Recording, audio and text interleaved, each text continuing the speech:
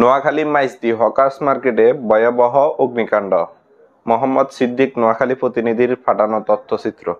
নোয়াখালী জেলার শহর মাইজদি হকার্স মার্কেটে ভয়াবহ অগ্নিকাণ্ডের ঘটনা ঘটেছে।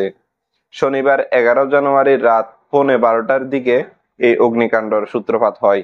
খবর পেয়ে ফায়ার সার্ভিসের 5টি ইউনিট দ্রুত ঘটনাস্থলে পৌঁছে কয়েক ঘন্টার প্রচেষ্টায় আগুন নিয়ন্ত্রণে আনে। প্রত্যক্ষদর্শীদের মতে হঠাৎ হকার্স মার্কেটে আগুনের ফুলকি দেখা যায় এবং মুহূর্তের মধ্যেই আগুন চারদিকে ছড়িয়ে পড়ে। এখন পর্যন্ত আগুনের সূত্রপাতের কারণ জানা যায়নি, তবে ধারণা করা হচ্ছে বৈদ্যুতিক শর্ট সার্কিটের কারণেই ঘটনাটি ঘটতে পারে। এই অগ্নিকাণ্ডে 25টিরও বেশি দোকান পুড়ে গেছে বলে প্রাথমিকভাবে জানা গেছে। স্থানীয়দের মতে ক্ষতিগ্রস্ত দোকানের সংখ্যা আরও বাড়তে পারে। ঘটনাস্থলে সেনাবাহিনী ও পুলিশ মোতায়েন রয়েছে। মাইজদি ফায়ার সার্ভিসের স্টেশনের সেন্টি ইয়াসিন মোল্লা জানান, অগ্নিকাণ্ডের খবর পাওয়ার পরে ফায়ার সার্ভিসের 5টি টিম ঘটনাস্থলে পৌঁছে আগুন নিয়ন্ত্রণের কাজ শুরু করে।